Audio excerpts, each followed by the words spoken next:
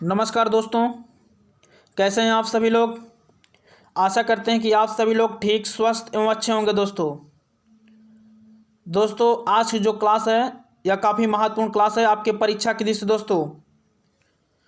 दोस्तों अगर अभी तक आपने हमारे चैनल STRP कोचिंग क्लासेस के YouTube चैनल को सब्सक्राइब नहीं किया है तो चैनल को ज़रूर सब्सक्राइब कर लें और बेल आइकन को जरूर प्रेस कर दें, जिससे कि आपको क्लास से संबंधित सभी प्रकार की सूचनाएं प्राप्त हो सके।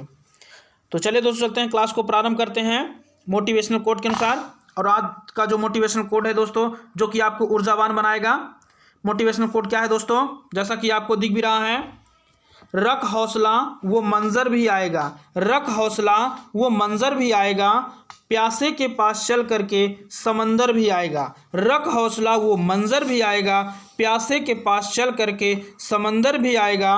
थक कर न बैठ ए मंजिल के मुसाफिर, थक कर न बैठ ए मंजिल के मुसाफिर, मंजिल भी मिलेगी, मंजिल भी मिलेगी और मिलने का मज़ा भी आएगा, मंजिल भी मिलेगी और मिलने का मज़ा भी आएगा। तो चलिए दोस्तों चलते हैं इसी मोटिवेशनल कोट के अनुसार अपनी क्लास को आगे की ओर बढ़ाते हैं। ठीक है दोस्तों इस क्लास में हम लोग बायोलॉजी से संबंधित महत्वपूर्ण प्रश्नों को देखेंगे। आज की क्लास में दोस्तों हम लोग बायोलॉजी से संबंधित महत्वपूर्ण प्रश्नों को देखेंगे दोस्तों, और यह आपके परीक्षा की दृष्टि से दोस्तों अति महत्वपूर्ण प्रश्न है। ठीक है दोस्तों इस क्लास में हम लोग क्वेश्चन नंबर 100 से देखेंगे, प्रश्न को क्वेश्चन नंबर 100 से देखेंगे। ठीक है दोस्तों, तो चलिए क्वेश्चन नंबर 100। ठीक है दोस्तों,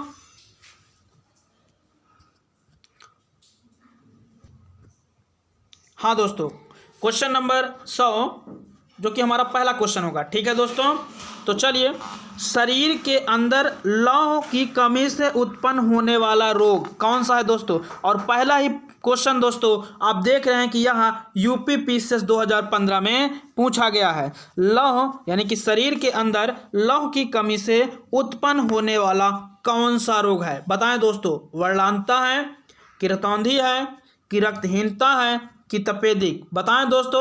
और यह आपके परीक्षा की दृष्टि से दोस्तों अति महत्वपूर्ण प्रश्न है। ठीक है दोस्तों, यह हमारा क्वेश्चन नंबर 1 है। ठीक है, तो बताएं, आप सभी लोग कमेंट करें, आप सभी लोग कमेंट करें दोस्तों।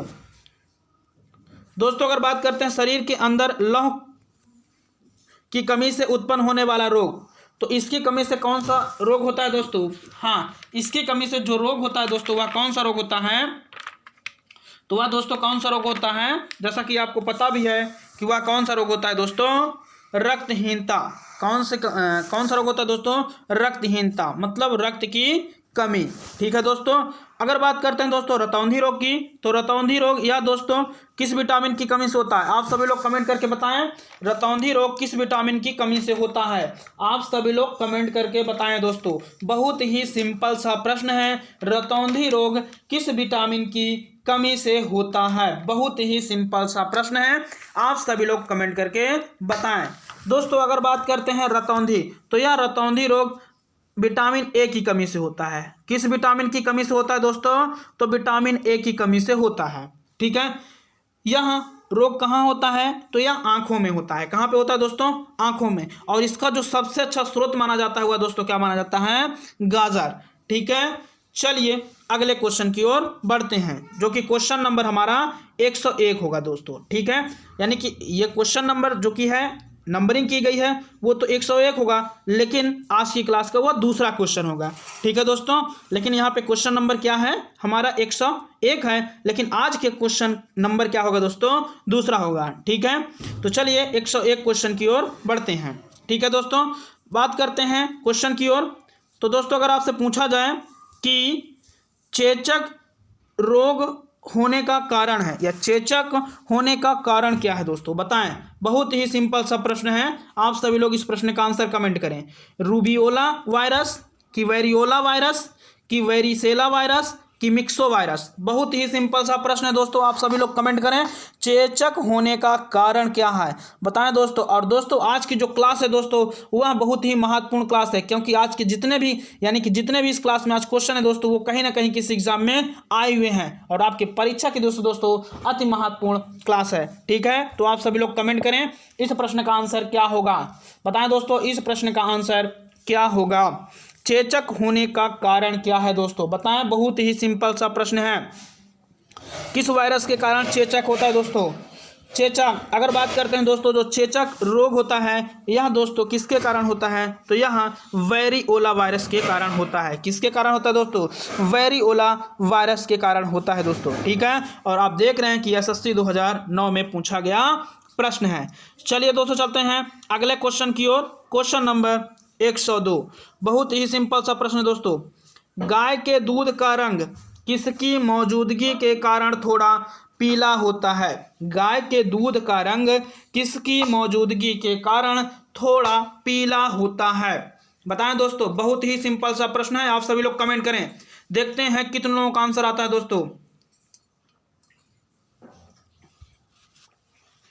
और अब आप सभी लोग एक बार इस वीडियो को अपने दोस्तों के साथ भी शेयर कर दें, जिससे कि वो भी इस क्लास में जुड़कर इस क्लास का लाभ ले सके।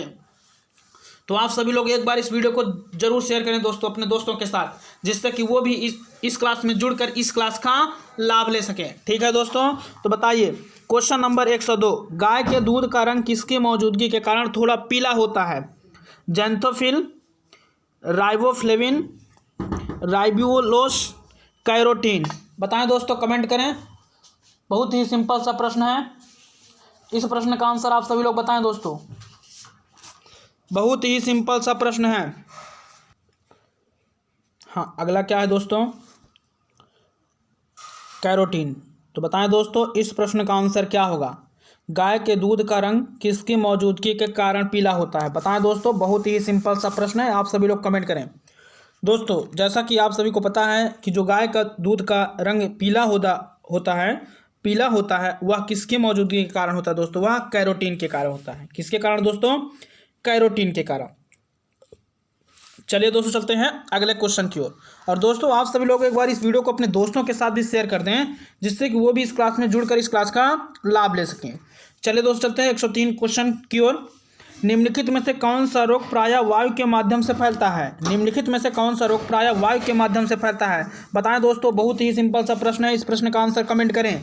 प्लेग, टाइफाइड, ट्यूबरकुलोसिस, हैजा? बहुत ही सिंपल सा प्रश्न है, आप सभी लोग कमेंट करें दोस्तों। क्वेश्चन नंबर 103, आप सभी लोग कमेंट करें दोस्तों। बहुत ही सिंपल सा प्रश्न है दोस्तों। अगर बात करते हैं इनमें से कौन सा रोग वायु के माध्यम से फैलता है, तो दोस्तों इसमें से जो आपका रोग है प्लेग, जो आपका प्लेग रोग है दोस्तों, यह क्या होता है? वायु के माध्यम से फैलता है। किसके माध्यम से फैलता है दोस्तों? वायु के माध्यम से फैलता है। ठीक है, चलिए अगले क्वेश्चन की ओर चलते हैं दोस्तों। अगले क्वेश्चन की ओर चलते हैं और आप सभी लोग पहले दोस्तों यह कमेंट करके बताएं कि हैजा रोग जीवाणु से होता है कि विषाणु से? आप सभी लोग कमेंट करें कि हैजा रोग जीवाणु से होता है कि विषाणु से होता है। बताएं दोस्तों, कमेंट करें, देखते हैं कितने लोगों का आंसर आता है। बताएं आप सभी लोग, हैजा रोग किसके कारण होता है? जीवाणु से होता है कि विषाणु से? ठीक है, चलिए बता देते हैं कि जीवाणु की खोज किसने किया था दोस्तों। तो जीवाणु की खोज किसने किया था?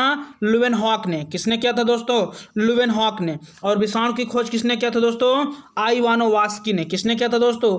आइवानोवास्की ने। अब आप सभी लोग कमेंट करके बताएं दोस्तों कि हैजा जो रोग होता है वह जीवाणु से होता है कि विषाणु से होता है। देखते हैं कितने लोगों का आंसर आता है। ठीक है, चलिए अगले क्वेश्चन की ओर बढ़ते हैं। अगला क्वेश्चन क्या है दोस्तों? अन्न एक समृद्ध स्रोत होते हैं। अन्न एक समृद्ध स्रोत होते हैं स्टार्च के, ग्लूकोज के, फ्रक्टोज के, माल्टोज के? बताएं दोस्तों, कमेंट करें। बहुत ही सिंपल सा प्रश्न है जो कि आपका एसएससी 2009 में पूछा गया प्रश्न है। तो बताएं दोस्तों क्वेश्चन नंबर 104 का आंसर क्या होगा? क्वेश्चन नंबर 104 का आंसर क्या होगा? बहुत ही सिंपल सा प्रश्न है दोस्तों, कमेंट करें आप सभी लोग। दोस्तों अगर बात करते हैं इस प्रश्न का जो आंसर हो जाएगा वह क्या होगा? अन्न एक समृद्ध स्रोत होता है। तो दोस्तों अन्न जो होता है वह स्टार्च का स्रोत होता है। किसका होता है दोस्तों? स्टार्च का स्रोत होता है। ठीक है, चलिए अगले क्वेश्चन नंबर 105 की ओर बढ़ते हैं दोस्तों। क्वेश्चन नंबर 105 क्या है दोस्तों? इनमें से वसा में कौन विलय नहीं होता है? इनमें से वसा में कौन विलय नहीं होता है? बताएं दोस्तों, विटामिन ए कि विटामिन बी कि विटामिन ई कि विटामिन के? बताएं दोस्तों। यह मैंने आपको ऑफलाइन क्लास में पढ़ाया और बहुत ही लट्टू सा क्वेश्चन है दोस्तों। क्वेश्चन नंबर 105 है दोस्तों, यह बहुत ही सिंपल सा लट्टू सा क्वेश्चन है। आप सभी लोग कमेंट करें क्वेश्चन नंबर 105 का आंसर क्या होगा। इनमें से कौन वसा में विलय नहीं है? बताएं दोस्तों, विटामिन ए कि विटामिन बी कि विटामिन ई कि विटामिन के? तो दोस्तों चलिए आइए इसको हम लोग समझते हैं। दोस्तों अगर बात करते हैं विटामिन, तो विटामिन को घुलनशीलता के आधार पर कितने भागों में बांटा जाता है दोस्तों? तो विटामिन को घुलनशीलता के आधार पर 2 भागों में बांटा जाता है। कितने भागों में दोस्तों? 2। एक होता है जल में घुलनशील, एक होता है वसा में घुलनशील। एक क्या होता है दोस्तों? जल में घुलनशील, और एक क्या होता है आपका? वसा में घुलनशील।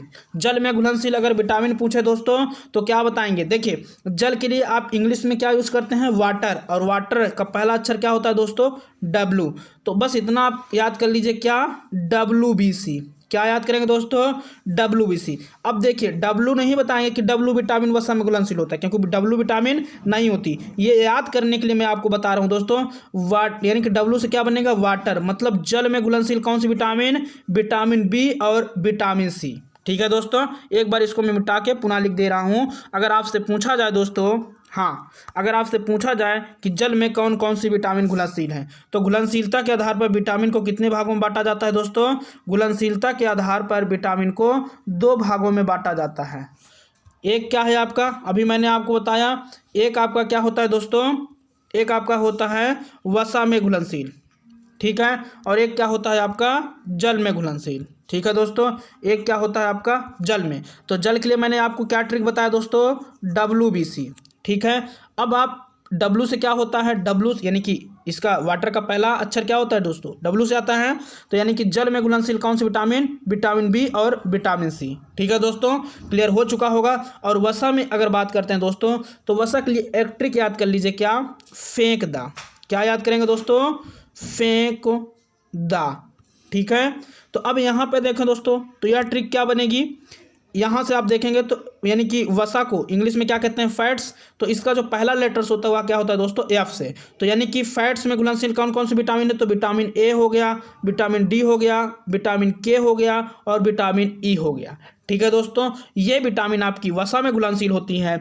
और विटामिन बी और सी ये किस में घुलनशील होते हैं दोस्तों? तो यह जल में घुलनशील होती है। ठीक है, तो इसका जो आंसर हो जाएगा दोस्तों वह क्या होगा? हाँ बताएं आप सभी लोग, इसमें क्या पूछा गया है? इसमें आपसे पूछा गया है इसमें से वसा में कौन विलय नहीं होता है। तो वसा में कौन विलय नहीं होता है दोस्तों? आप जानते हैं कि विटामिन के भी वसा में घुलनशील होता है, विटामिन ई भी घुलनशील होता है, और विटामिन ए भी घुलनशील होता है। ठीक है दोस्तों, तो बचा आपका बी नंबर। ओनली क्या बचा है दोस्तों? B number. तो विटामिन जो है बी, यह दोस्तों वसा में घुलनशील नहीं होती है। ठीक है, तो क्वेश्चन नंबर 105 का आंसर क्या हो जाएगा दोस्तों?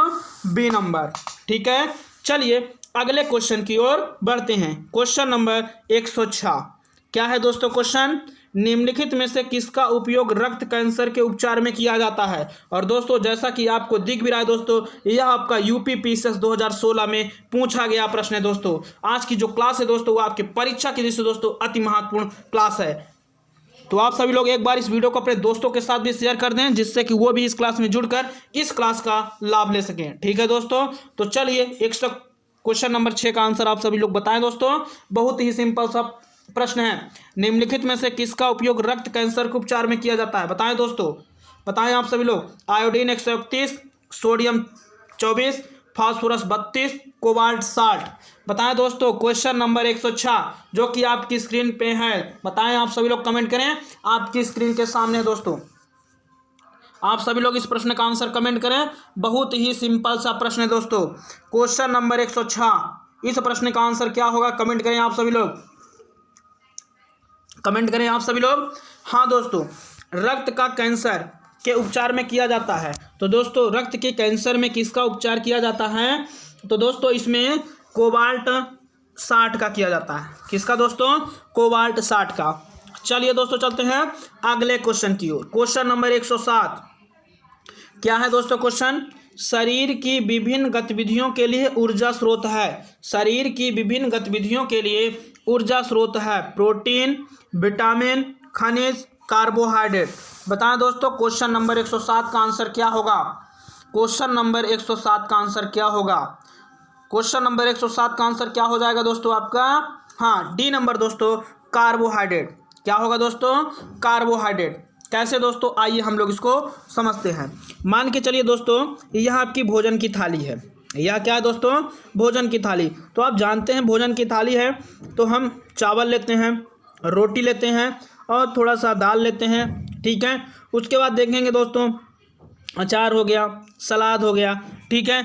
लेकिन आप यहाँ पे क्या देख रहे हैं? यहाँ पे आप ये देख रहे हैं कि जो कार्बोहाइड्रेट की मात्रा रोटी, चावल, ये ज़्यादा है, ठीक है दोस्तों। तो शरीर की विभिन्न गतिविधियों के लिए ऊर्जा स्रोत क्या है? तो मानव शरीर के लिए देखिए, अगर पूछा जाए तो इसमें सबसे ज़्यादा क्या है दोस्तों? कार्बोहाइड्रेट। लेकिन अगर आपसे पूछा जाए दोस्तों कि सर्वाधिक ऊर्जा किससे मिलती है, तब आप क्या बताएंगे? तो सर्वाधिक ऊर्जा किससे मिलती है दोस्तों?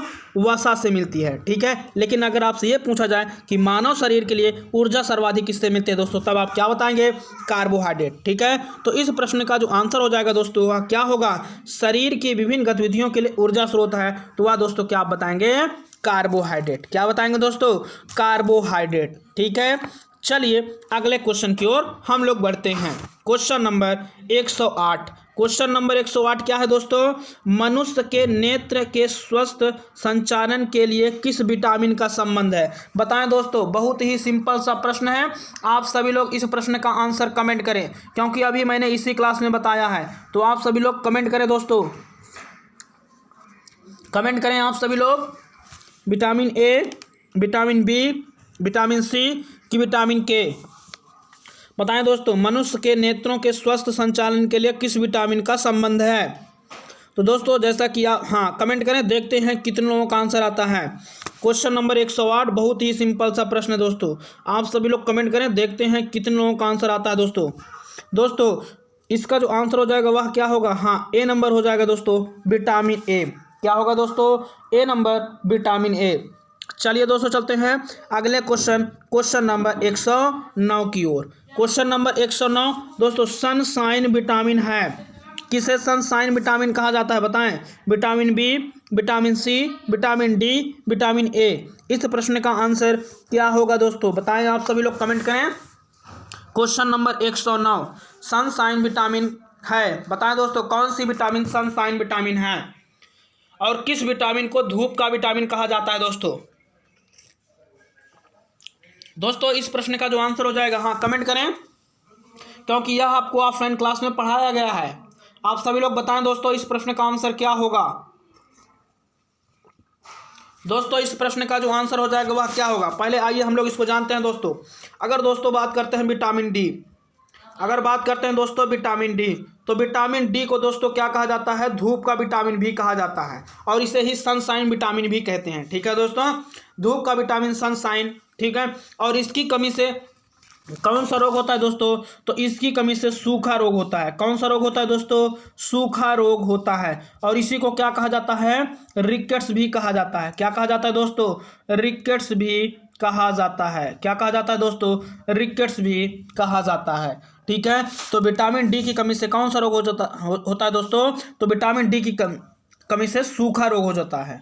कौन सा रोग हो जाता है दोस्तों? सूखा रोग हो जाता है, ठीक है।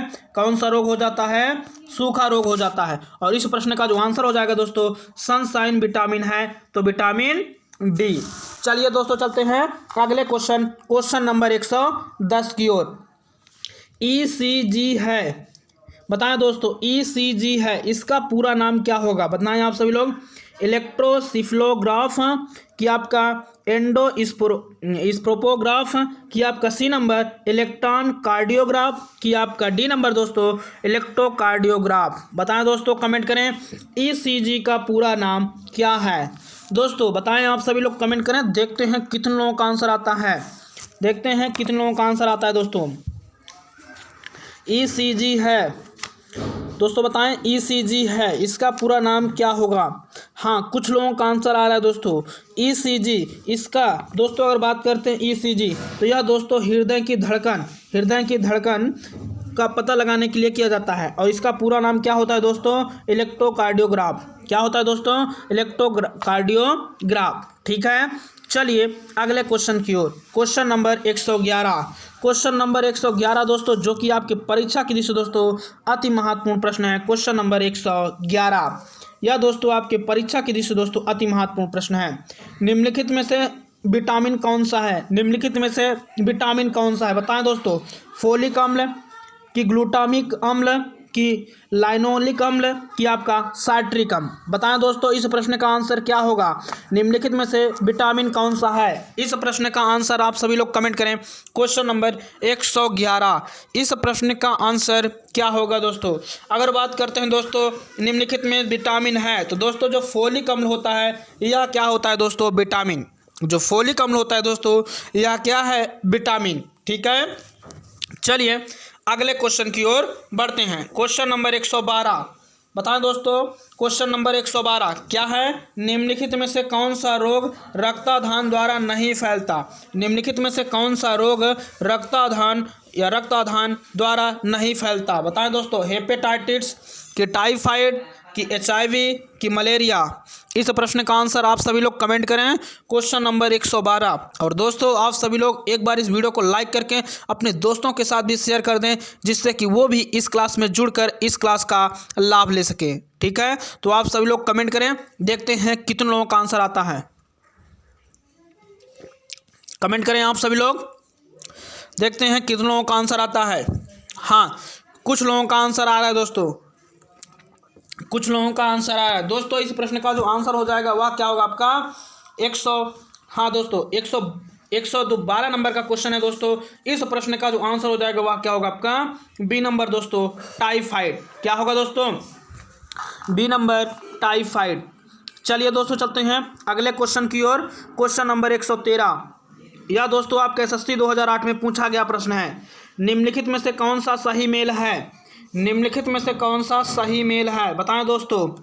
किरीटी आघात, संवहन तंत्र विकार कि आपका बी नंबर दोस्तों, एथेरोस्क्लेरोसिस धमनियों का अवरुद्ध होना कि आपका सी नंबर, हाइपरटेंशन न्यून रक्तचाप कि आपका डी नंबर दोस्तों, हाइपरटेंशन दिल का दौरा। बताएं इसमें से कौन सा विकल्प यानी कि कौन सा मेल सही है दोस्तों, बताएं आप सभी लोग कमेंट करें। क्वेश्चन नंबर 112 दोस्तों अगर बात करते हैं क्वेश्चन नंबर 112, सॉरी दोस्तों क्वेश्चन नंबर 113 है, 112 तो हो चुका। क्वेश्चन नंबर 113 की बात किया जाए दोस्तों तो इस प्रश्न का जो आंसर हो जाएगा वह क्या होगा आपका डी नंबर दोस्तों, यह सही मेल है, बाकी सब गलत है। ठीक है दोस्तों, इसमें आपसे क्या पूछा गया है, सही मेल मतलब कौन सा सही जोड़ा है। ठीक है दोस्तों, तो इस प्रश्न का जो आंसर हो जाएगा वह क्या होगा, वह आपका डी नंबर, हाइपरटेंशन दिल का दौरा, यह सही है। ठीक है दोस्तों, तो इस प्रश्न का आंसर आपका क्या हो जाएगा, डी नंबर। चलिए दोस्तों चलते हैं अगले क्वेश्चन की ओर बढ़ते हैं। क्वेश्चन नंबर 114 क्या है दोस्तों, क्वेश्चन नंबर 114 वर्ष तक की आयु के बच्चों के विकास के लिए 14 वर्ष तक के आयु के बच्चों के विकास के लिए निम्नलिखित में से कौन सा सबसे अधिक महत्वपूर्ण है, बताएं। प्रोटीन, विटामिन, वसा, दूध, बताएं दोस्तों। बहुत ही सिंपल सा प्रश्न है। क्वेश्चन नंबर 114 बताएं, SST 2007 में यह प्रश्न आपका पूछा गया है।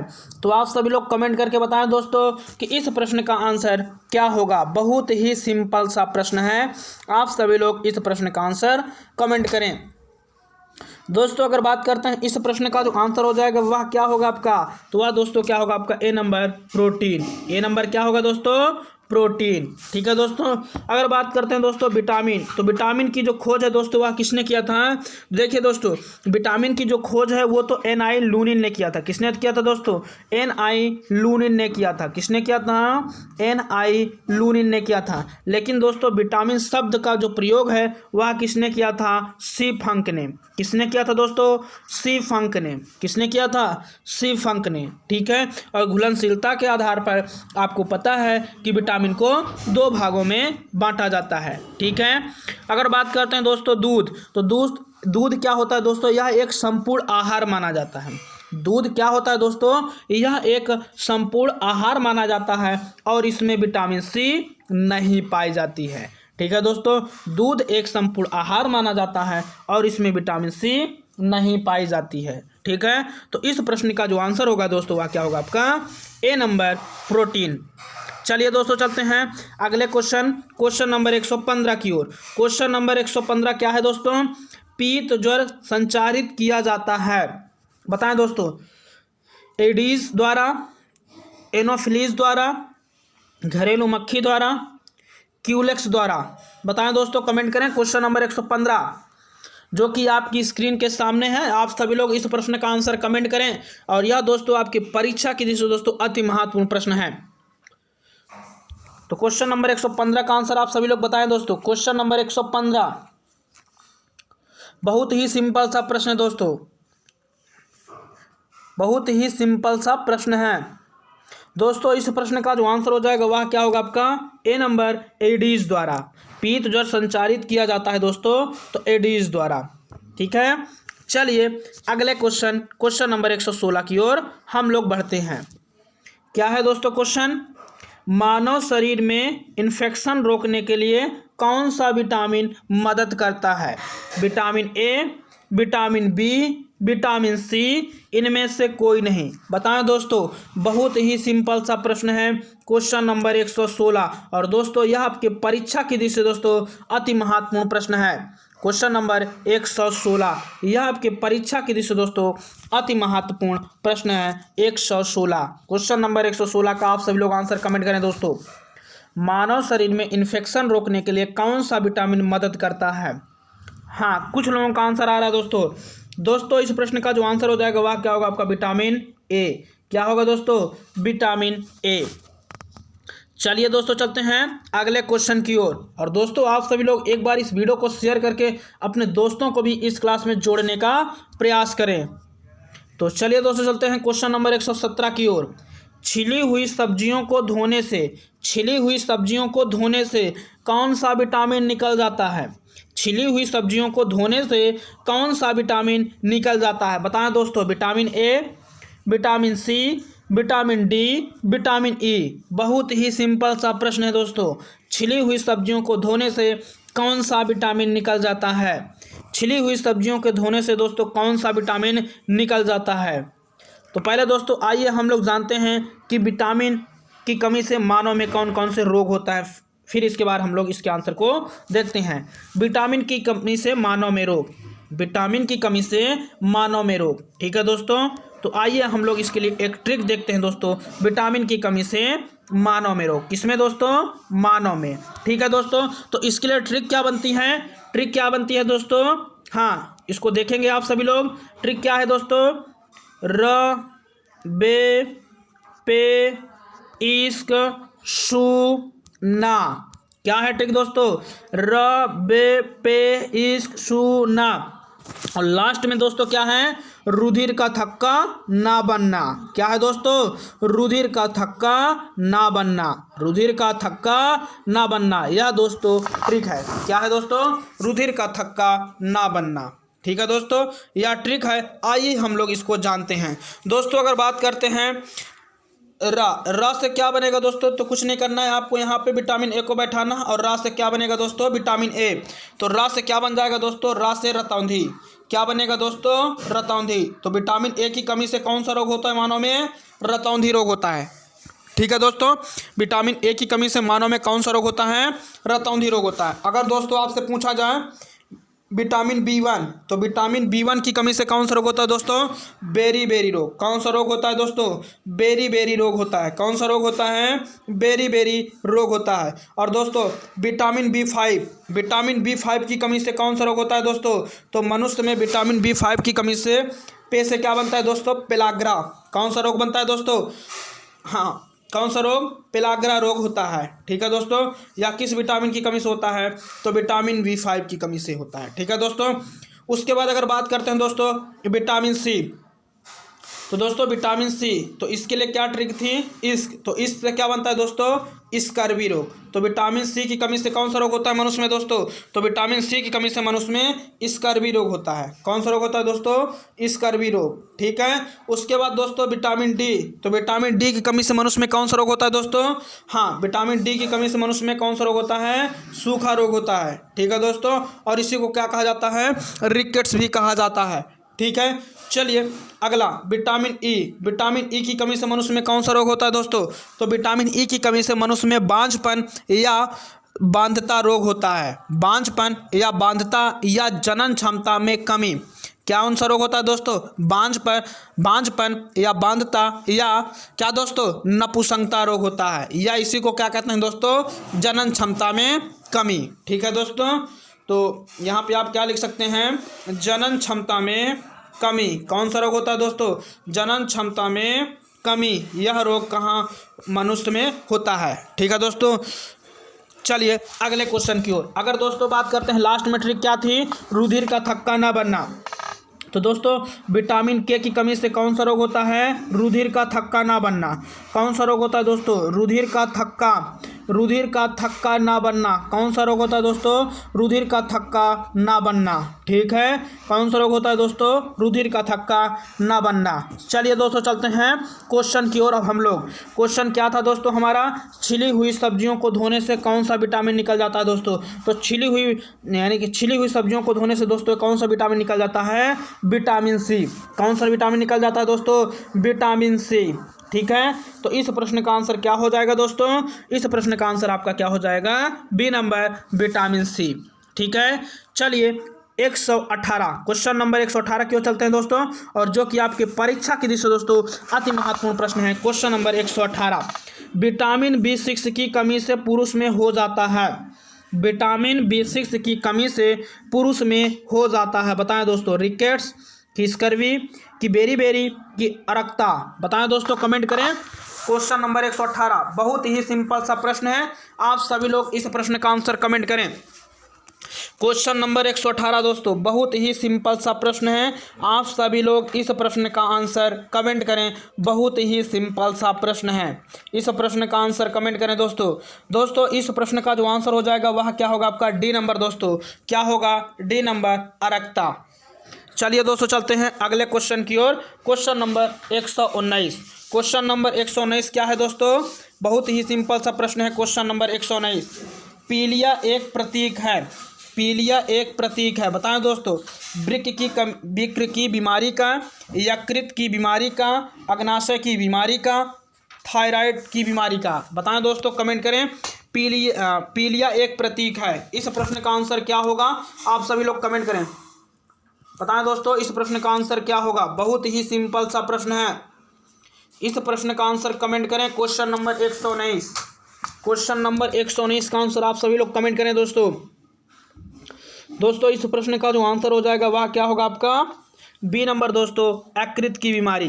ठीक है, पीलिया एक प्रतीक है दोस्तों, यह यकृत की बीमारी का है। चलिए अगले क्वेश्चन नंबर 120, चेचक के प्रति टीकाकरण में समावेश किया जाता है। चेचक के प्रति टीकाकरण में समावेश किया जाता है। बताएं दोस्तों, हर जर्मों का, कि दुर्बल जर्मों का, कि जीवित प्रतिरक्षियों का, कि सक्रिय जर्मों का। बताएं दोस्तों, इस प्रश्न का आंसर क्या होगा, क्वेश्चन नंबर 120, जो कि आपकी परीक्षा की दृष्टि से दोस्तों अति महत्वपूर्ण प्रश्न है।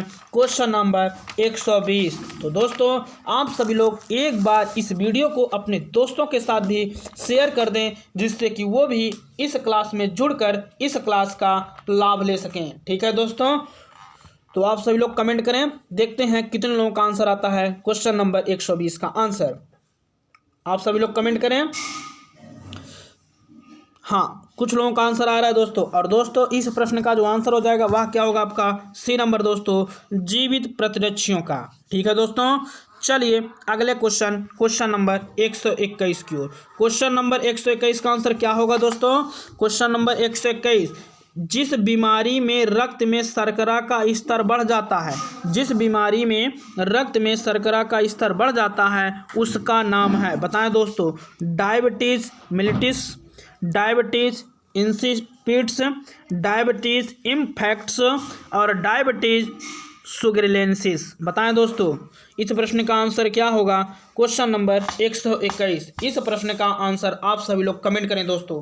बहुत ही सिंपल सा प्रश्न है, आप सभी लोग इस प्रश्न का आंसर कमेंट करें। क्वेश्चन नंबर 121, क्वेश्चन नंबर 121 का आंसर आप सभी लोग कमेंट करें दोस्तों। बहुत ही सिंपल सा प्रश्न है। और दोस्तों इस प्रश्न का जो आंसर हो जाएगा वह क्या होगा आपका? हाँ, क्या हो जाएगा दोस्तों? वह क्या हो जाएगा आपका? ए नंबर, डायबिटीज मेलिट्स। क्या होगा दोस्तों? डायबिटीज मेलिट्स। चलिए दोस्तों चलते हैं अगले क्वेश्चन, क्वेश्चन नंबर 122 की ओर। क्वेश्चन नंबर 122, मनुष्य में अल्फा टॉनिक्स खाद्य विस्थापन द्वारा सामान्यतः कौन सा अंग प्रभावित होता है? बताएं आप सभी लोग, इस प्रश्न का आंसर क्या होगा? हृदय, फेफड़ा, विक्र, यकृत। क्या होगा दोस्तों? कमेंट करें। क्वेश्चन नंबर 122, और जो कि आपकी परीक्षा की दृष्टि से दोस्तों अति महत्वपूर्ण प्रश्न है। आप सभी लोग कमेंट करें इस प्रश्न का आंसर क्या होगा।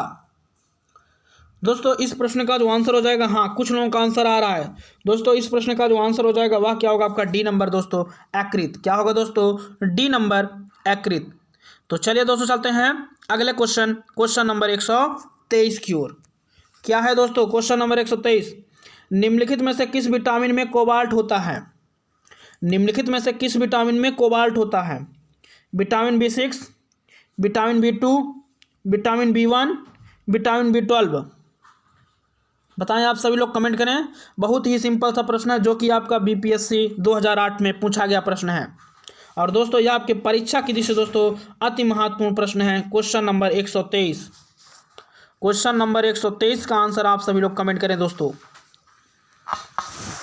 हाँ, देखते हैं कितने लोगों का आंसर आता है। क्वेश्चन नंबर 123 दोस्तों, इस प्रश्न का जो आंसर हो जाएगा वह क्या होगा? D number, vitamin B12। Vitamin B12 में दोस्तों क्या पाया जाता है? कोबाल्ट पाया जाता है। क्या पाया जाता है दोस्तों? कोबाल्ट पाया जाता है। चलिए दोस्तों चलते हैं अगले क्वेश्चन की ओर। क्वेश्चन नंबर 124, मीना माता रोग का कारण है। बताएं दोस्तों, बहुत ही सिंपल सा प्रश्न है। मीना माता रोग का कारण है पारा, कैंडियम, सीसा, जस्ता। मीना माता रोग का कारण है पारा, कैडमियम, सीसा, जस्ता। दोस्तों बताएं आप सभी लोग कमेंट करें इस प्रश्न का आंसर क्या होगा। क्वेश्चन नंबर 124, क्वेश्चन नंबर 124 का आंसर आप सभी लोग बताएं दोस्तों। बहुत ही सिंपल सा प्रश्न है और बहुत ही लट्टू सा क्वेश्चन है, क्योंकि ऑफलाइन आपको क्लास में पढ़ाया गया है। तो 124 का आंसर आप सभी लोग कमेंट करें दोस्तों। बहुत ही सिंपल सा प्रश्न है, आप सभी लोग कमेंट करें। देखते हैं कितने लोगों का आंसर आता है।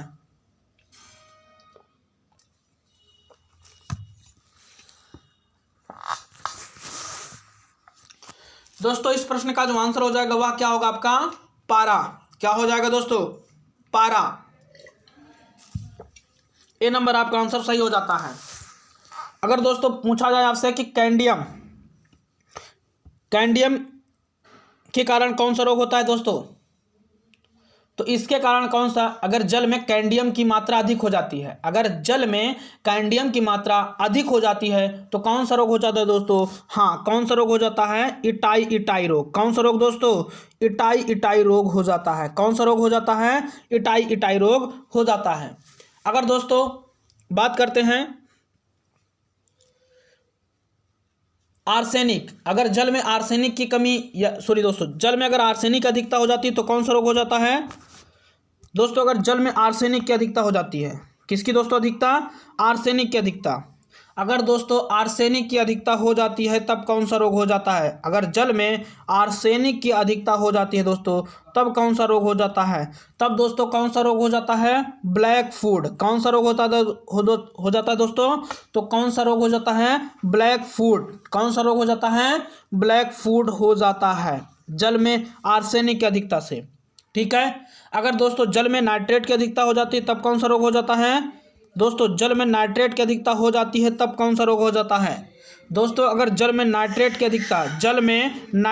अधिकता हो जाती है दोस्तों तो कौन सा रोग हो जाता है दोस्तों? Blue baby syndrome. कौन सा रोग हो जाता है? Blue baby syndrome. कौन सा रोग हो जाता है दोस्तों? Blue baby syndrome. कौन सा रोग हो जाता है दोस्तों? तो ब्लू बेबी सिंड्रोम रोग हो जाता है। ठीक है दोस्तों, कौन सा रोग हो जाता है? ब्लू बेबी सिंड्रोम रोग हो जाता है।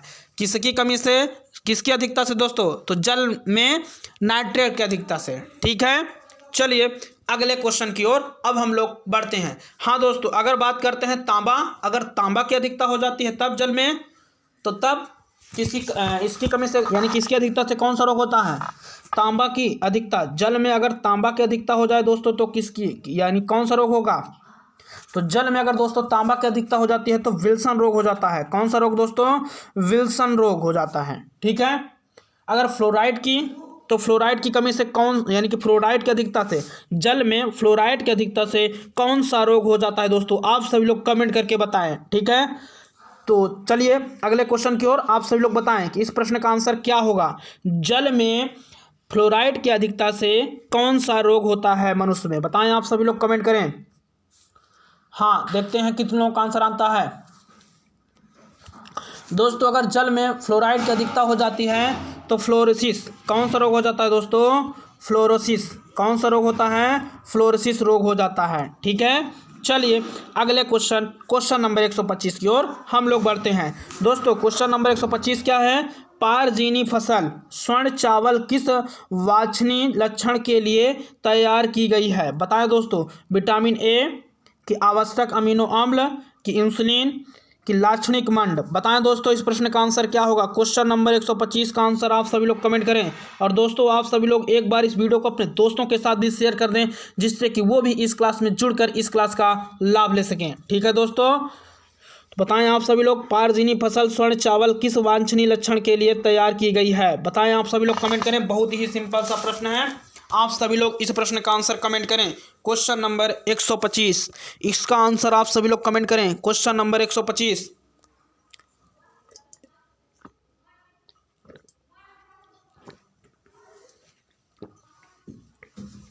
बताएं दोस्तों आप सभी लोग।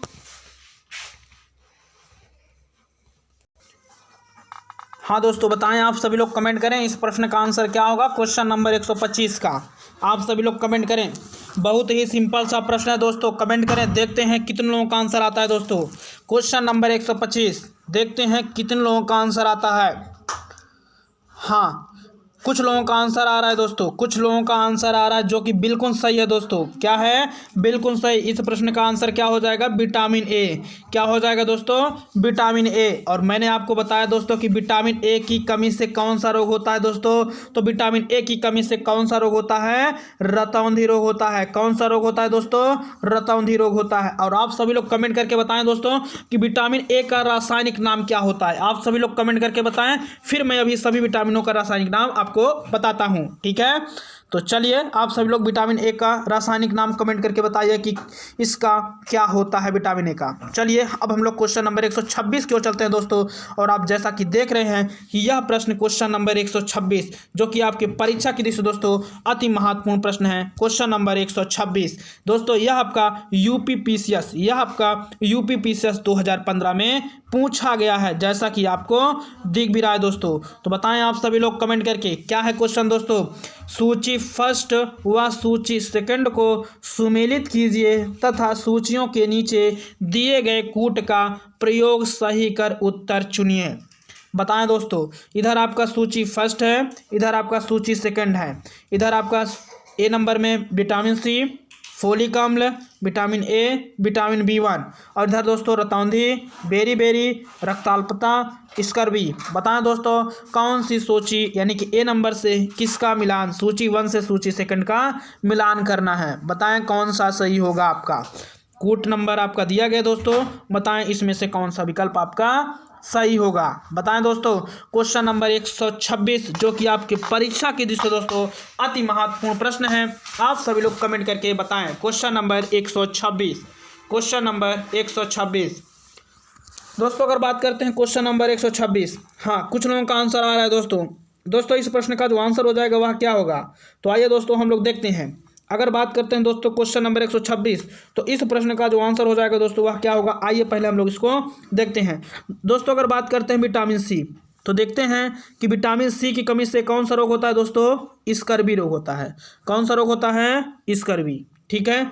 उसके बाद अगर बात करते हैं दोस्तों फोलिक अम्ल, तो दोस्तों जो फोलिक अम्ल होता है वह रक्त अल्पता से संबंधित है। ठीक है दोस्तों, रक्त अल्पता। और दोस्तों आप जानते हैं कि विटामिन ए की कमी से कौन सा रोग होता है? रतौंधी रोग होता है। और दोस्तों विटामिन बी1 की कमी से बेरी बेरी रोग होता है। तो दोस्तों अगर बात करते हैं पहला, तो पहला का क्या होगा? चौथा। ठीक है दोस्तों। और दूसरा का क्या होगा? दूसरा का आपका क्या है दोस्तों? तीसरा। और दोस्तों तीसरा का क्या है? पहला। और दोस्तों चौथा का क्या है? चौथे का आपका क्या है दोस्तों? दूसरा। चौथे का क्या है दोस्तों? दूसरा। मतलब डी नंबर का क्या है? दूसरा। तो दोस्तों डी नंबर का दूसरा किस में है? आप देख रहे हैं कि डी नंबर का जो दूसरा है वह पहले में है। तो इस प्रश्न का आंसर क्या हो जाएगा दोस्तों? आपका ए नंबर विकल्प सही हो जाता है। इस प्रश्न का जो आंसर हो जाएगा दोस्तों वह क्या होगा? आपका ए नंबर सही हो जाता है। चलिए दोस्तों चलते हैं अगले क्वेश्चन की ओर बढ़ते हैं। Question number 127। क्वेश्चन नंबर 127 है जो दोस्तों यह आपकी परीक्षा की दृष्टि से दोस्तों अति महत्वपूर्ण प्रश्न है। क्वेश्चन नंबर दोस्तों हाँ, क्वेश्चन नंबर 127। इस प्रश्न का आंसर आप सभी लोग कमेंट करें। क्वेश्चन नंबर 127, निम्नलिखित अनुवांशिक रोगों में कौन सा यौन संबंधित है?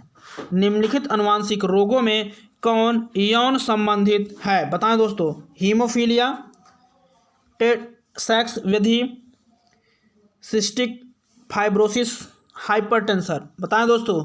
यह भी आपका यूपीपी से 2008 में पूछा गया प्रश्न है। आप सभी लोग कमेंट करें इस प्रश्न का आंसर क्या होगा। क्वेश्चन नंबर 127, बहुत ही सिंपल सा प्रश्न है दोस्तों। आप सभी लोग इस प्रश्न का आंसर कमेंट करें। क्वेश्चन नंबर 127, बहुत ही सिंपल सा प्रश्न है दोस्तों। क्वेश्चन नंबर 127 का आंसर आप सभी लोग कमेंट करें। दोस्तों अगर बात करते हैं क्वेश्चन नंबर 127, तो इस प्रश्न का जो आंसर हो जाएगा दोस्तों वह क्या होगा? हीमोफीलिया। क्या होगा दोस्तों? हीमोफीलिया। हीमोफीलिया आनुवांशिक रोगों में से यह दोस्तों यौन संबंधित है। ठीक है दोस्तों। चलिए अगले क्वेश्चन की ओर बढ़ते हैं। दोस्तों अगर अभी तक आपने हमारे चैनल STRP कोचिंग क्लासेस के YouTube चैनल को सब्सक्राइब नहीं किया है दोस्तों, तो चैनल को ज़रूर सब्सक्राइब कर लें और बेल आइकन को ज़रूर प्रेस कर दें, जिससे कि आपको क्लास से संबंधित सभी प्रकार की नोटिफिकेशन प्राप्त हो सके। ठीक है दोस्तों। तो चलिए दोस्तों चलते हैं अगले क्वेश्चन की ओर। और दोस्तों आप सभी लोग एक बार इस वीडियो को शेयर करके अपने दोस्तों को भी इस क्लास में जोड़ने का प्रयास करें। तो क्वेश्चन नंबर 128 की ओर हम लोग चलते हैं दोस्तों। जापानी एन्सेफेलाइटिस का कारक होता है जीवाणु, विषाणु, परजीवी, प्रोटोजोआ, फफूंद। बताएं दोस्तों इस प्रश्न का आंसर क्या होगा? बहुत ही सिंपल सा प्रश्न है। Question number 128। क्वेश्चन नंबर 128, इस प्रश्न का आंसर आप सभी लोग कमेंट करें दोस्तों। बहुत ही सिंपल सा प्रश्न है।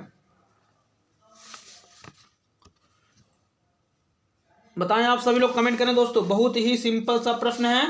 आप सभी लोग इस प्रश्न का आंसर कमेंट करें। दोस्तों इस प्रश्न का जो आंसर हो जाएगा वह क्या होगा? तो वह दोस्तों क्या हो जाएगा आपका?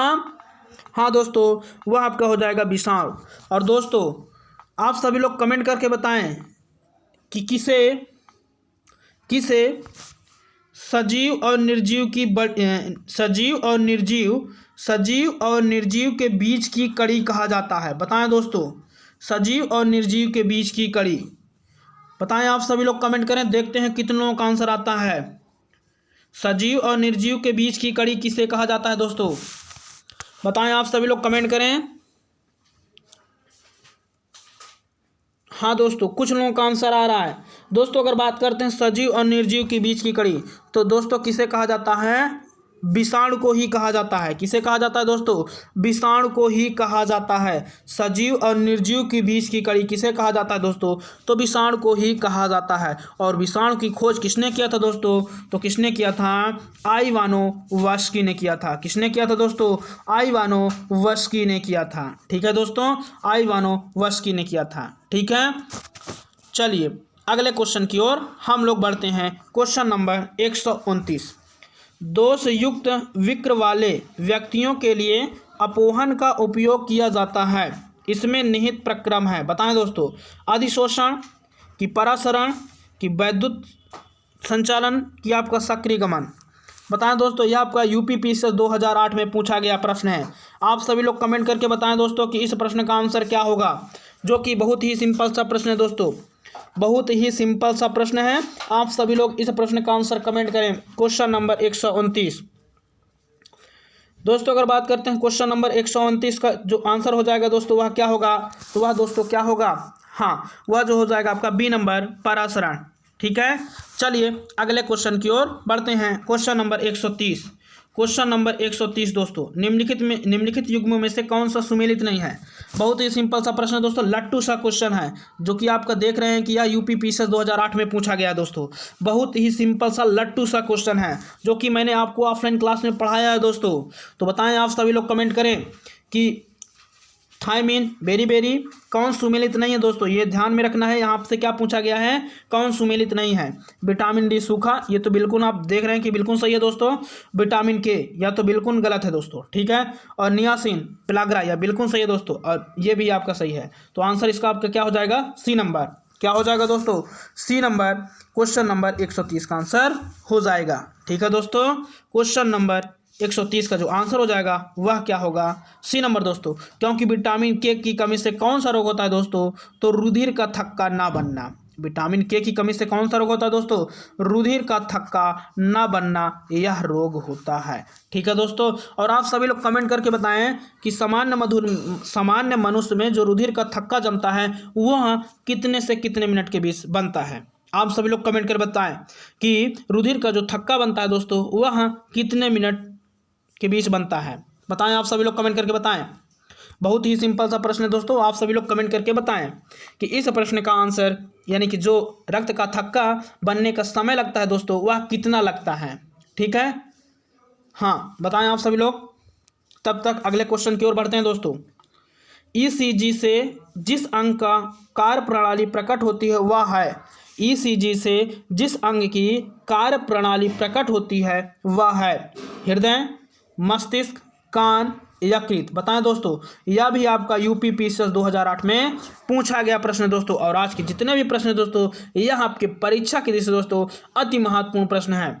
ठीक है दोस्तों, अगर बात करते हैं, हाँ दोस्तों, विटामिन जो के है इसकी कमी से कौन सा रोग होता है? रुधिर का थक्का ना बनना। ठीक है, और बात करते हैं दोस्तों बांधता, तो यह दोस्तों किससे होता है? विटामिन ई की कमी से। विटामिन ई की कमी से कौन सा रोग होता है दोस्तों? बांधता। हाँ दोस्तों, कुछ लोगों का आंसर आ रहा है। देखिए, अगर बात करते हैं रुधिर का थक्का बनने में जो समय लगता है दोस्तों वह 3 से 6 मिनट। कितना लगता है दोस्तों? 3 से 6 मिनट का समय लगता है। ठीक है, चलिए अगले क्वेश्चन की ओर चलते हैं। ईसीजी जिस अंग का कार्य प्रणाली प्रकट होता है वह है हृदय, मस्तिष्क, कान, यकृत। हाँ, इसका जो आंसर हो जाएगा दोस्तों, कुछ लोगों का आंसर आ रहा है, क्या होगा? ए नंबर, हृदय। क्या होगा दोस्तों? ए नंबर, हृदय। ठीक है, क्वेश्चन नंबर 131 का आंसर क्या हो जाएगा दोस्तों? आपका क्या हो जाएगा? ईसीजी। ठीक है दोस्तों, तो यह क्या होगा? हृदय। ठीक है दोस्तों, क्वेश्चन नंबर 100, हाँ क्या हो जाएगा दोस्तों? ईसीजी। चलिए अगले क्वेश्चन की ओर चलते हैं। Question number 132। केसीन दुग्ध होता है, जीवाणु, शर्करा, प्रोटीन, वसा। बताएं दोस्तों, और यह आप देख रहे हैं कि यह यूपीपीसीएस 2008 में पूछा गया प्रश्न है, और बहुत ही सिंपल सा लट्टू सा क्वेश्चन है। केसीन दुग्ध होता है या होती है? जीवाणु, शर्करा, प्रोटीन, वसा। बहुत ही सिंपल सा प्रश्न है दोस्तों, आप सभी लोग कमेंट करें दोस्तों। इस प्रश्न का जो आंसर हो जाएगा वह क्या होगा? तो वह दोस्तों क्या होगा आपका? सी नंबर दोस्तों, प्रोटीन। क्या होगा दोस्तों? C number, protein. ठीक है, चलिए अगले क्वेश्चन की ओर।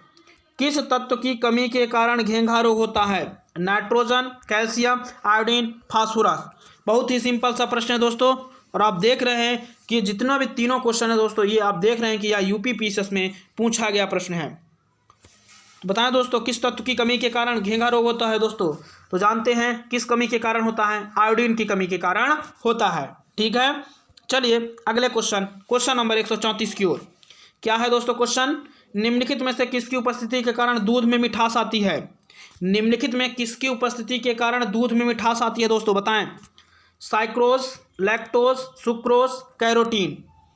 बताएं दोस्तों, बहुत ही सिंपल सा प्रश्न है, बहुत ही सिंपल सा प्रश्न है। क्वेश्चन नंबर 134, आप सभी लोग कमेंट करें दोस्तों। इस प्रश्न का जो आंसर हो जाएगा वह क्या होगा? तो वह क्या होगा आपका बी नंबर दोस्तों, लैक्टोज।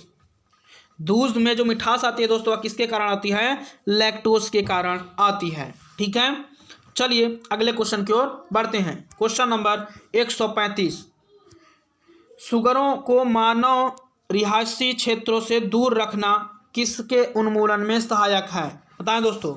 मलेरिया, जापानी एन्सेफेलाइटिस, फील पाँव, पोलियो। बताएं दोस्तों, कमेंट करें। क्वेश्चन नंबर 135 जो कि आपकी परीक्षा की दृष्टि से दोस्तों अति महत्वपूर्ण प्रश्न है। आप सभी लोग इस प्रश्न का आंसर कमेंट करें, देखते हैं कितने लोगों का आंसर आता है दोस्तों। क्वेश्चन नंबर 135, आप सभी लोग कमेंट करें दोस्तों। क्वेश्चन नंबर 135 का आंसर क्या होगा, जो कि आपकी परीक्षा की दृष्टि से दोस्तों अति महत्वपूर्ण प्रश्न है। हाँ, कुछ लोगों का आंसर आ रहा है दोस्तों। इस प्रश्न का जो आंसर हो जाएगा वह क्या होगा आपका? बी नंबर दोस्तों। क्या होगा? बी नंबर, जापानी एन्सेफेलाइटिस। ठीक है, चलिए अगले क्वेश्चन की ओर। क्वेश्चन नंबर 136, घात करो और छिप जाओ नाम से विख्यात विषाणु है। बताएं दोस्तों, घात करो और छिप जाओ नाम से विख्यात विषाणु है। कौन सा विषाणु है दोस्तों? RSV विषाणु, डायबेर विषाणु, HIV विषाणु, उपरोक्त में से कोई नहीं। घात करो और छिप जाओ नाम से विख्यात विषाणु है। कौन सा विषाणु विख्यात है दोस्तों, बताएं। क्वेश्चन नंबर 136, क्वेश्चन नंबर 136 का आप सभी लोग कमेंट करें दोस्तों।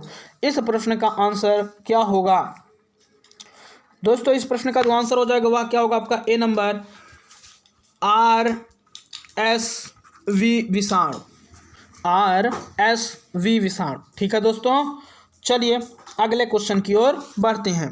क्वेश्चन नंबर 137, क्या है दोस्तों? क्वेश्चन नंबर 137, निम्नलिखित में से कौन सा विटामिन बी कॉम्प्लेक्स समूह से संबंधित नहीं है? निम्नलिखित में से कौन सी विटामिन बी कॉम्प्लेक्स समूह से संबंधित नहीं है? Pyridoxine, riboflavin, retinol, thiamine. बताएं दोस्तों, कमेंट करें। बहुत ही सिंपल सा प्रश्न है, जैसा कि आपको दिख रहा है कि यह प्रश्न आपका यूपी पीसीएस 2006 में पूछा गया है। तो बताएं दोस्तों, क्वेश्चन नंबर 137 का आंसर क्या होगा? आप सभी लोग कमेंट करके बताएं क्वेश्चन नंबर 137 का आंसर क्या होगा।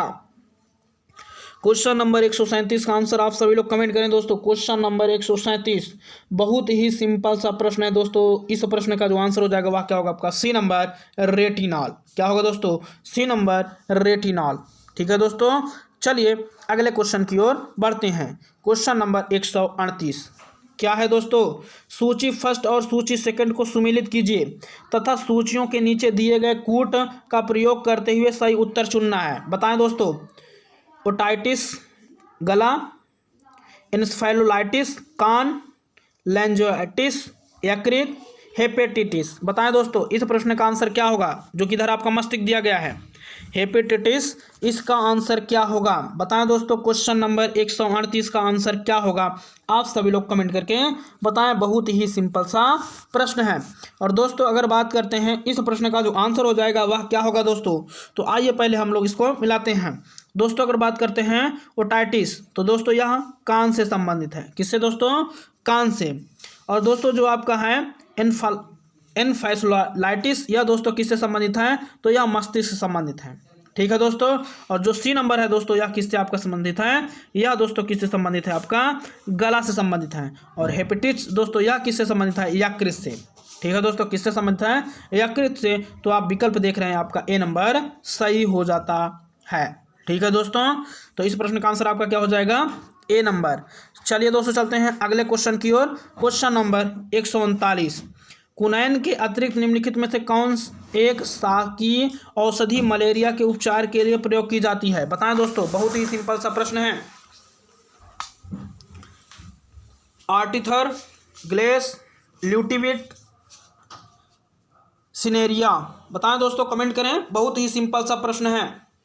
कुनैन के अतिरिक्त निम्नलिखित में से कौन एक शासकीय औषधि मलेरिया के उपचार के लिए प्रयोग की जाती है? बताएं। क्वेश्चन नंबर 139, जो कि आपकी परीक्षा की दृष्टि से दोस्तों बहुत ही महत्वपूर्ण प्रश्न है। दोस्तों इस प्रश्न का जो आंसर हो जाएगा वह क्या होगा, देखते हैं कितने लोगों का आंसर आता है। आप सभी लोग कमेंट करें। क्वेश्चन नंबर 139, इस प्रश्न का आंसर क्या होगा दोस्तों, कमेंट करें आप सभी लोग। हाँ, कुछ लोगों का आंसर आ रहा है दोस्तों इस प्रश्न का जो आंसर हो जाएगा वह क्या होगा आपका, ए नंबर आर्टिथर। क्या होगा दोस्तों, ए नंबर आर्टिथर। ठीक है, चलिए अगले क्वेश्चन की ओर। क्वेश्चन नंबर 140, निम्नलिखित में से किसकी कमी से रिकेट्स होता है? निम्नलिखित में से किसकी कमी से रिकेट्स होता है? बताएं दोस्तों। Vitamin D, vitamin C, vitamin K, vitamin A. बहुत ही सिंपल सा प्रश्न है दोस्तों, बताएं आप सभी लोग, कमेंट करें। निम्नलिखित में से किसकी कमी से रिकेट्स होता है? Vitamin D, vitamin C, vitamin K, vitamin A. बहुत ही सिंपल सा प्रश्न है दोस्तों। आइए दोस्तों हम लोग कुछ विटामिनों के रासायनिक नाम को पहले जान लेते हैं। दोस्तों अगर बात करते हैं, देखिए इसके लिए ट्रिक क्या बनती है दोस्तों। ट्रिक क्या है, रथ पर एक टॉफी। क्या है दोस्तों ट्रिक, रथ पर एक टॉफी। तो दोस्तों अगर पर को काटेंगे, रथ के पहिया को निकाल देंगे तभी हम लोग टॉफी खाएंगे। ठीक है, तो पर से क्या बनेगा, कुछ नहीं बनेगा। ठीक है, पर निकाल देते हैं तभी हम लोग टॉफी खाते हैं। तो आइए दोस्तों अब हम लोग देखते हैं। यहाँ पे आप क्या बैठाएंगे दोस्तों, ए। यहाँ से क्या बैठाएंगे दोस्तों आप, बी। यहाँ क्या बैठाएंगे दोस्तों आप, सी। और यहाँ क्या बैठाएंगे आप, डी। और दोस्तों यहाँ क्या बैठाएंगे आप, ई बैठाएंगे। और यहाँ क्या बैठाएंगे दोस्तों, के। ठीक है दोस्तों, तो अगर आपसे पूछा जाए दोस्तों कि विटामिन ए का रासायनिक नाम क्या होगा दोस्तों, तो र से क्या बनेगा, रेटिनॉल। क्या बनेगा दोस्तों, र से क्या बनेगा, रेटिनॉल। क्या बनेगा दोस्तों, रेटिनॉल। और विटामिन B1 की यानी कि जो बी का है दोस्तों, B1 का, इसका क्या होता है दोस्तों, थायमिन। क्या होगा दोस्तों, थायमिन। विटामिन B1 का रासायनिक नाम क्या होगा दोस्तों, थायमिन। और विटामिन सी, ए से क्या बनेगा दोस्तों, एस्कॉर्बिक अम्ल। क्या बनेगा दोस्तों, एस्कॉर्बिक अम्ल। और डी से क्या बनेगा दोस्तों, विटामिन डी का जो रासायनिक नाम होगा दोस्तों वह क्या होगा, क से क्या बनेगा, कैल्सीफेरॉल। क्या बनेगा दोस्तों, कैल्सीफेरॉल। और दोस्तों यहाँ पे क्या मैंने बैठाया था, ई। तो विटामिन ई, टा से क्या बनता है दोस्तों, टोकोफेरॉल। क्या बनता है दोस्तों, टोकोफेरॉल। और विटामिन के दोस्तों, इसका रासायनिक नाम क्या होगा, तो इसका नाम फी से क्या बनेगा दोस्तों, फिलोक्विनोन। क्या बनेगा दोस्तों, फिलोक्विनोन। ठीक है, तो चलिए अगले क्वेश्चन की ओर हम लोग बढ़ते हैं। क्वेश्चन हमारा क्या था दोस्तों, 140 नंबर। निम्नलिखित में किसकी कमी से रिकेट्स होता है? तो आपको पता है कि दोस्तों रिकेट्स रोग को ही सूखा रोग बोला जाता है। और दोस्तों यह किस विटामिन की कमी से होता है, तो यह विटामिन डी की कमी से होता है।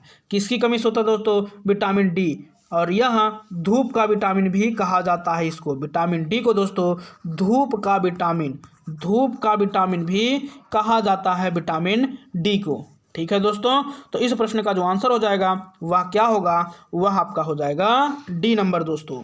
ठीक है, तो दोस्तों चलते चलते एक मोटिवेशनल हम लोग कोट देखते हैं। मोटिवेशनल कोट क्या है दोस्तों, मंजिल उनको ही मिलती है जिनके सपनों में जान होती है। मंजिल उनको ही मिलती है जिनके सपनों में जान होती है। पंखों से कुछ नहीं होता दोस्तों, हौसलों से उड़ान होती है। किससे उड़ान होती है दोस्तों, हौसलों से उड़ान होती है, पंखों से कुछ नहीं होता। तो दोस्तों चलते चलते यही कहना चाहेंगे दोस्तों, अगर अभी तक आपने हमारे चैनल STRP कोचिंग क्लासेस के YouTube चैनल को सब्सक्राइब नहीं किया है दोस्तों, तो चैनल को ज़रूर सब्सक्राइब कर लें और बेल आइकन को ज़रूर प्रेस कर दें, जिससे कि आपको क्लास से संबंधित सभी प्रकार की नोटिफिकेशन प्राप्त हो सके। ठीक है दोस्तों, और आप सभी लोग कमेंट करके ज़रूर बताएं कि यह क्लास आप सभी लोगों को कैसी लगी। आप सभी लोग कमेंट करके ज़रूर बताएं दोस्तों कि यह क्लास आप सभी लोगों को कैसी लगी। तो आज के लिए इतना ही दोस्तों, धन्यवाद, जय हिंद।